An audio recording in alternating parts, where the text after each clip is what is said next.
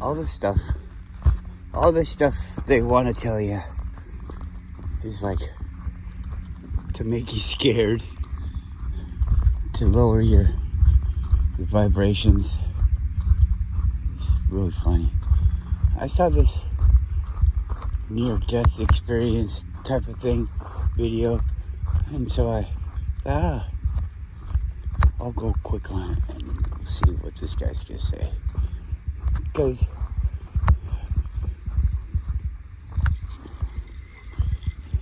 I think we create our own near-death experience. Death is just another thing that happens to you here. Do you really think that you're here and that's it? Well, maybe, but I don't. But so if you weren't here and you're creating all the things that you go through here and then you die here, that's one of the things that you're creating. And so the things that happen to you when you're creating those things are things that you created. So when you go to heaven, you created it. When you go to hell, you created it.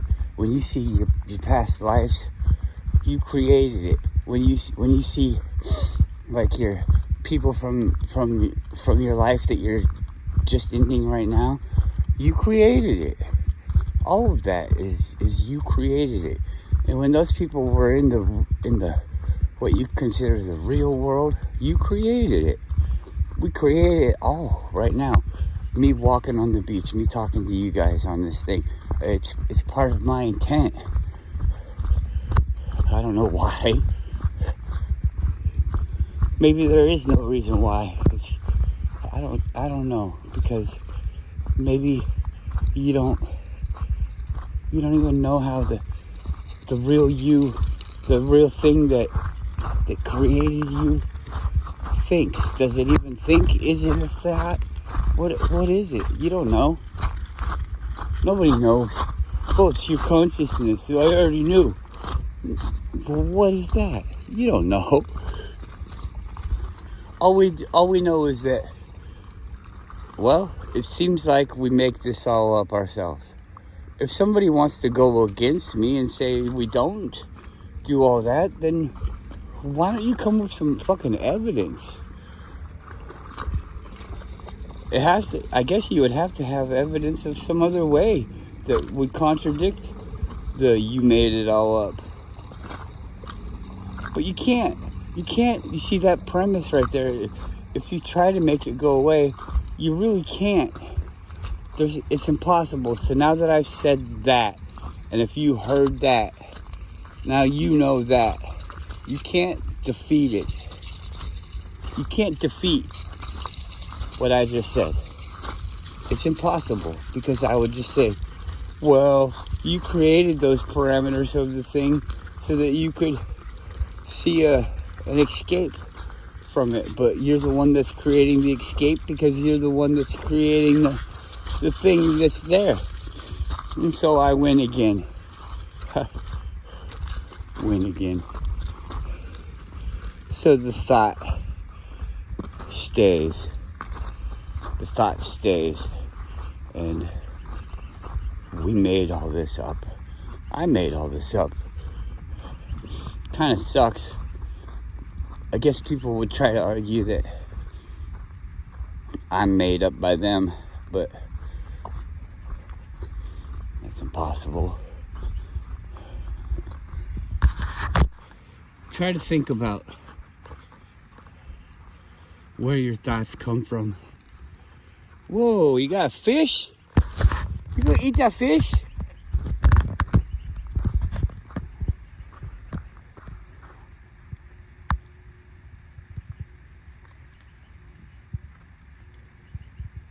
It's okay. Somebody dropped something at the port.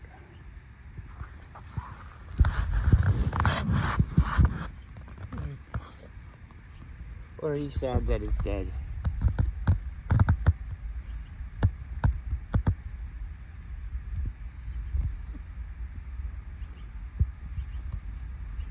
Let's go. doesn't care about your fish, your muddy fish.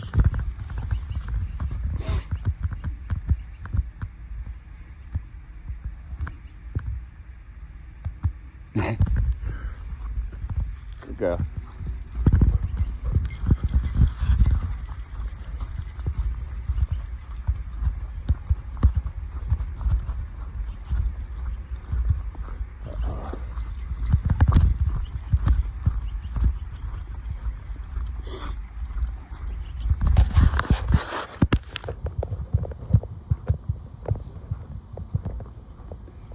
There's a pyramid.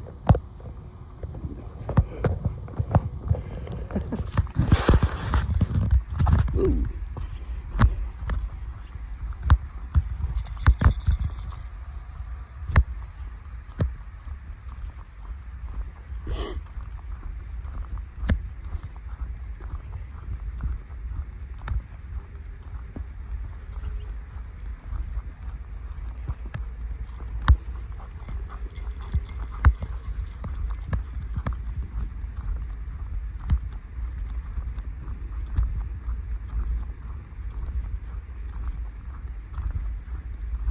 So this firefighter says that the way that he died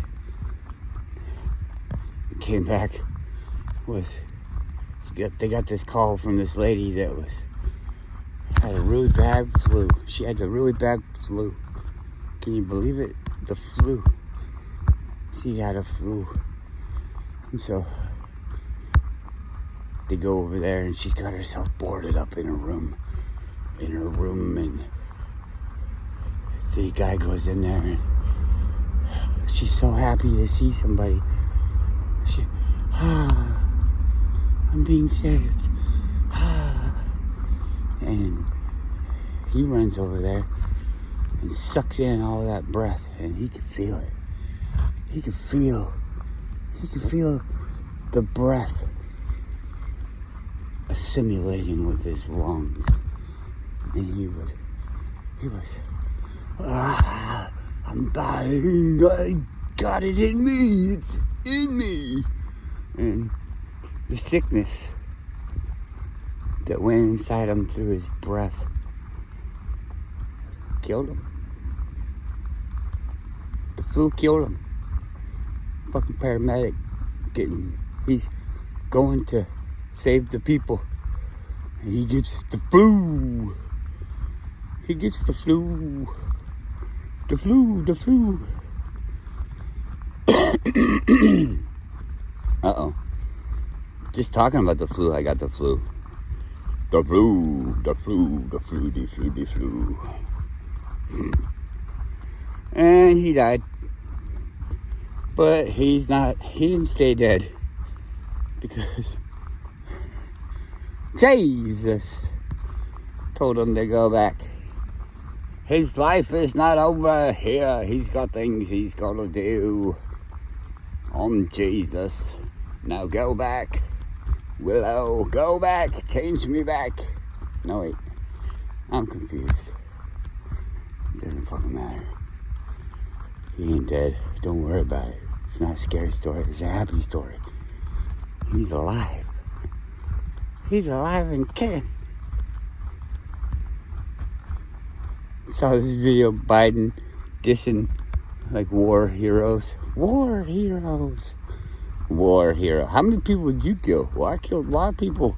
Well, did you get killed yourself? No, I didn't. That's why they say I'm a hero.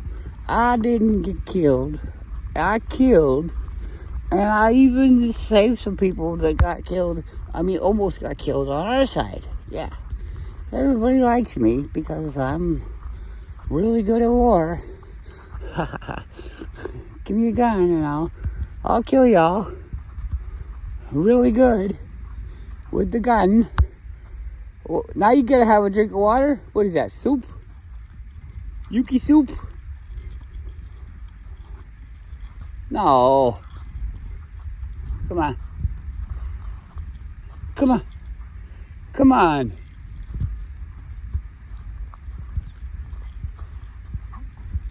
No.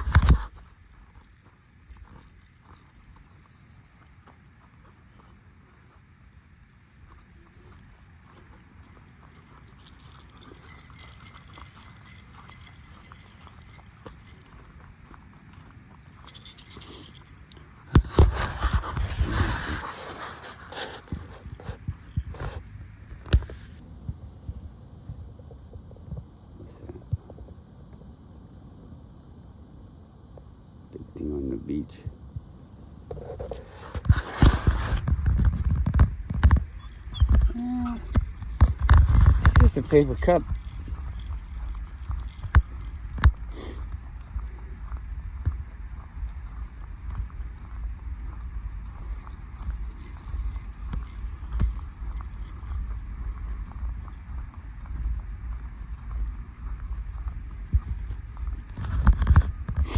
So, I did a spacer lift on my 2022 Toyota 4Runner, and I gotta say that the 4Runners, while a very capable rig, is stifled by modern technology.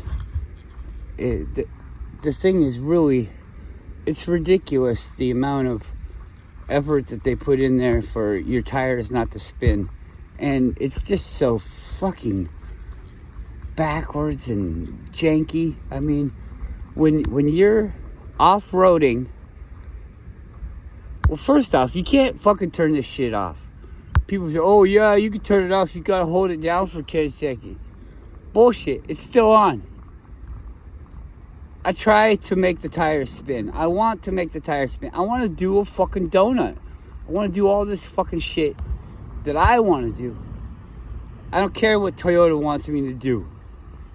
Toyota can fuck off. I bought the car. It's mine. So, fuck off. And you can't do it. You can turn the traction control off super duper, and it still comes on. You start doing a donut, it's like, hey man, I'm really spinning. You're gonna fucking die. Even though we've done that with cars all my life. All my fucking life. 4-wheelers, 3-wheelers, motorcycles. Everybody wants to do a fucking donut. Peel out, a burnout, or whatever. But your car won't do that, because they don't want you to do that, because that might be fun. You can change the car, change it. So anyways, I put this 3-inch suspension lift because I wanted to put different tires on it, because the car is classified as a TRD, Toyota Racing Development, or some shit, turd racing, and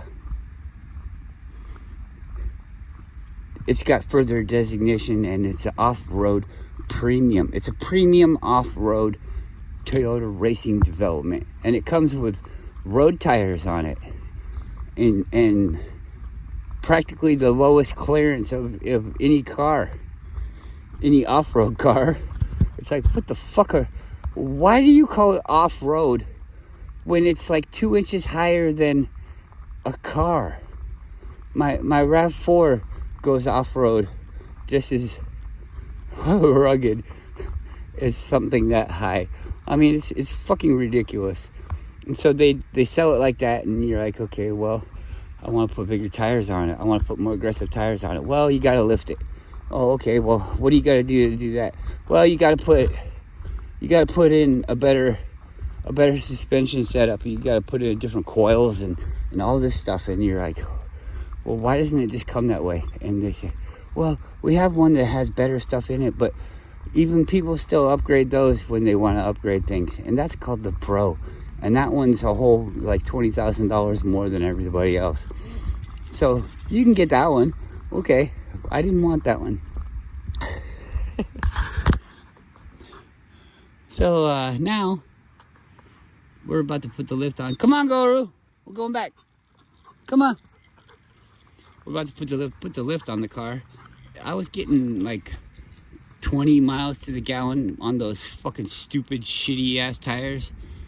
And no lift, and that isn't like top of the class type of fuel economy either. So, I mean, what's Toyota doing? They're like, we found our niche and we're gonna stay here, but no matter what we have to do to the cars. And so you get this car and you want to change it, and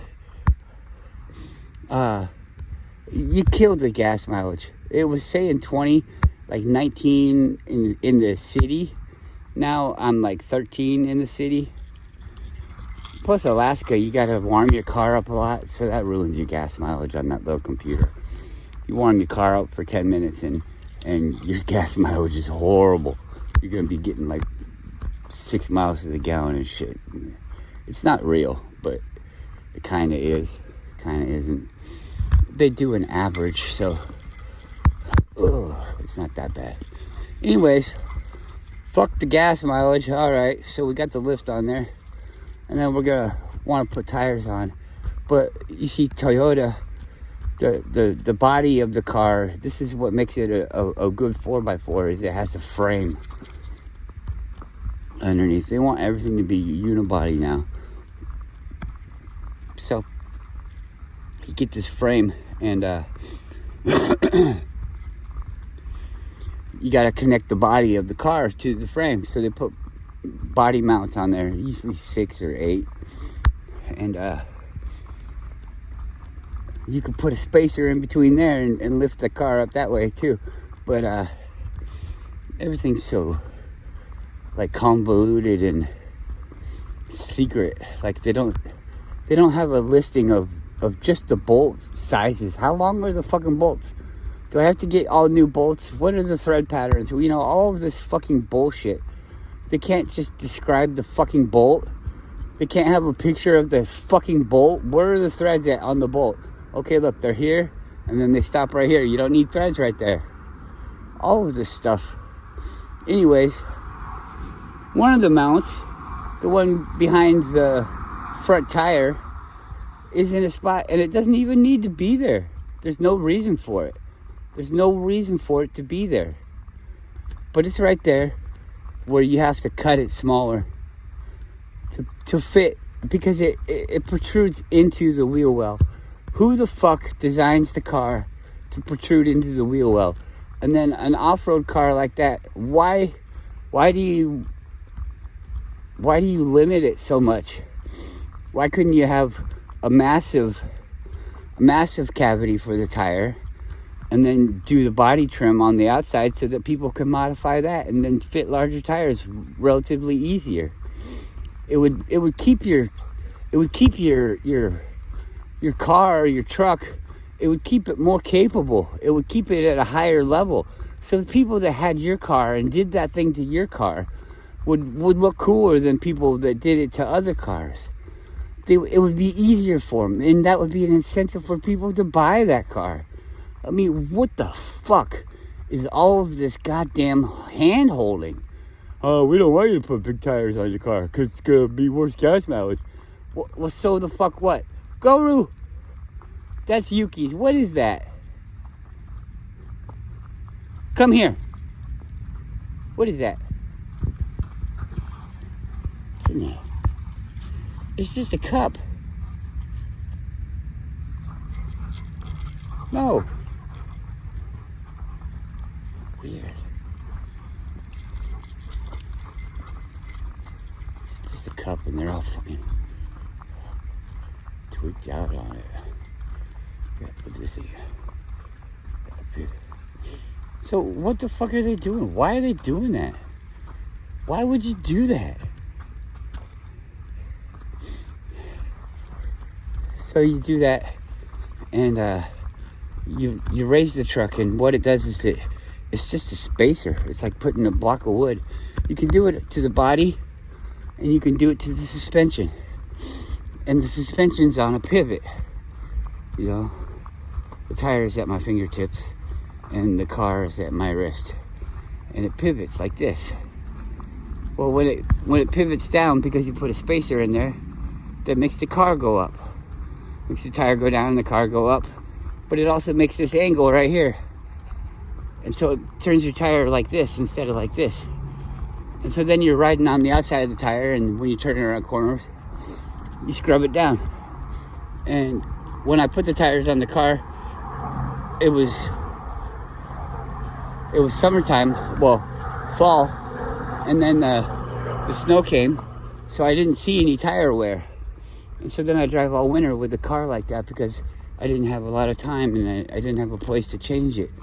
And I've never done it before, so I didn't know what it entailed. So I put it off, and I put it off, and I thought that was no big deal. And then summertime came, and then I ruined my front tires because I just was so busy, I never got a chance to do it again. Plus, I wasn't sure of how to do it, so I was dragging my feet. Well, now the place that I want to get the tires, the 2 new tires, won't sell 2 tires. Won't sell 2 tires. They sell 4 tires. So that's gonna be 13 and some change. So that would be, we'll just call it $14,000 or $1,400, $1,400 for 2 tires, and it's all because of me. So I'm like thinking, oh man, if I'm gonna pay $1,400, I could get a whole different set of tires and give somebody else a try, you know? Even though I made these tires lose their life faster, I was really happy with these tires. They're super good, and they're inexpensive. So I'm like, maybe I'll try something different. And so I'm looking around, and everybody wants a lot of money for the tires, and everybody's like, now hear me out, they do this because that's what the people are saying by their buying trends, but they don't carry the thing I want. They carry the thing that the mainstream people say that we should have, because it's their little fucking trick. Everybody says, oh, you should have some all-terrain tires. Oh, why do I want all-terrain tires? Oh, because they handle on the road better. Well, I don't care about my road handling, because my car is built to drive off-road, and I'm not like racing around. I'm just a casual driver on the road, so I don't need that. I'd rather have the performance off the road, because the all-terrain tires are all-terrain. You could drive it off the road and it'll do better. Well, not necessarily, but it could possibly do better than a regular road tire, because they put some kind of little features in there, but they don't do any of the features to the level of them being, it's kind of like a jack of all trade and a master at none. An all-terrain tire is like that. It's like, oh, I can drive on the road, but I'm not the best. I can drive off the road, but I'm not the best. So you could have a road tire that drives on the road the best, but it doesn't drive off the road. And that's for a person that doesn't want to drive off the road. Sure, you could still pull your car off the road and, go down a little dirt road to somebody's house or something like that. But it's not what your car's made for. So you're going to have to suffer with the performance. But that's your trade, and you made that trade knowingly. So it's okay. I don't want that. I want to be able to drive off-road. If I was here in my car, wouldn't it be fun to just see how far up you could drive? Obviously, I can't drive up to the top, but hey, it'd be fun. How far can the car go? That kind of thing. I don't know. So, and plus, I grew up here in Alaska, and all the cars that I admired, because I lived in the woods, and it was fun to go in the woods, and you go in the woods, and you're like, boy, it'd be cool to have a piece of equipment here so I could do something, or so I could explore more areas. It's called overlanding, or it's called exploring, all this stuff. And trekking, whatever you want to call it. And so that's what we get to. You get a bicycle, and then now you can go farther. You get a motorcycle, so now you can go farther. And then you get a car, so now you can take more stuff. You can go farther. But not if it's not set up. And so Toyota, the fools that they are, they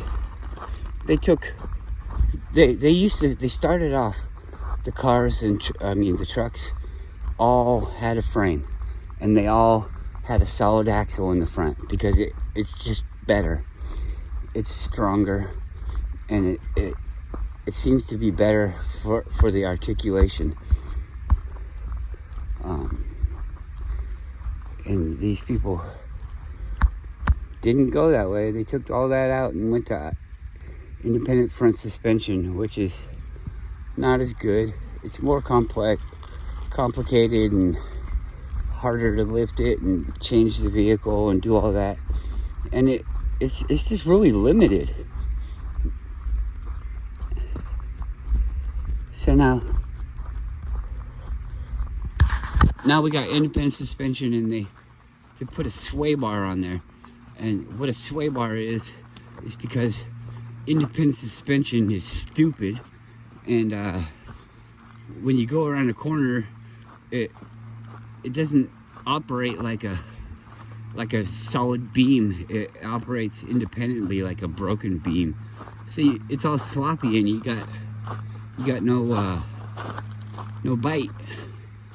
So what they do is they put a bar on there, and it's meant to bend because they want just a little bit of play, because that's the way that it works.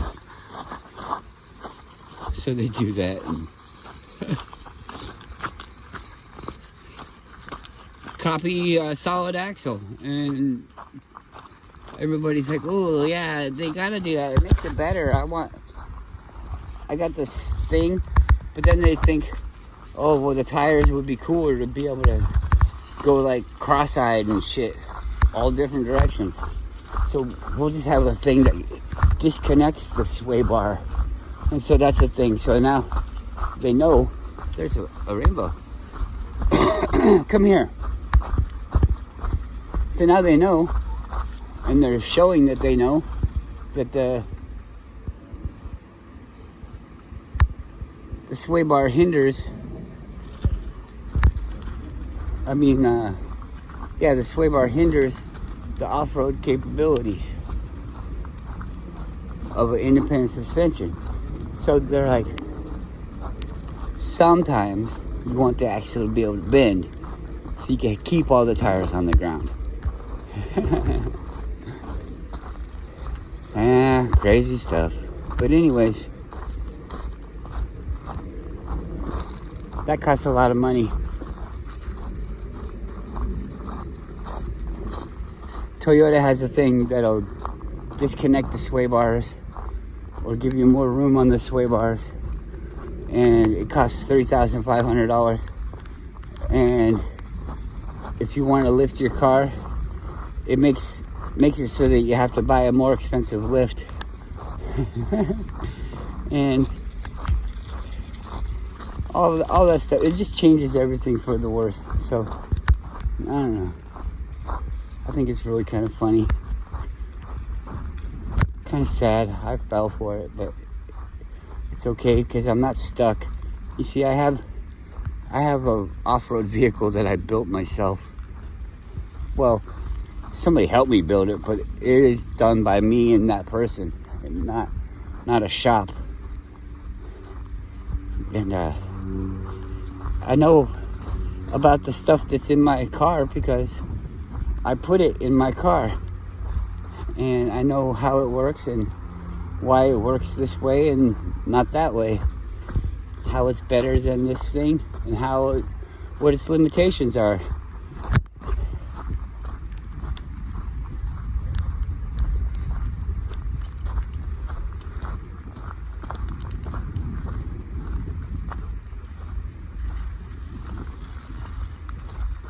Just think if you had like components. Oh, my axle's shot. So you take the axle off and you send it back for the core, and they rebuild it perfectly, and then send you back a different one, and the shop puts it in, and there you go. Everything could just be like a plug-in. Plug the transmission into the motor. You need a new motor. Swap it out.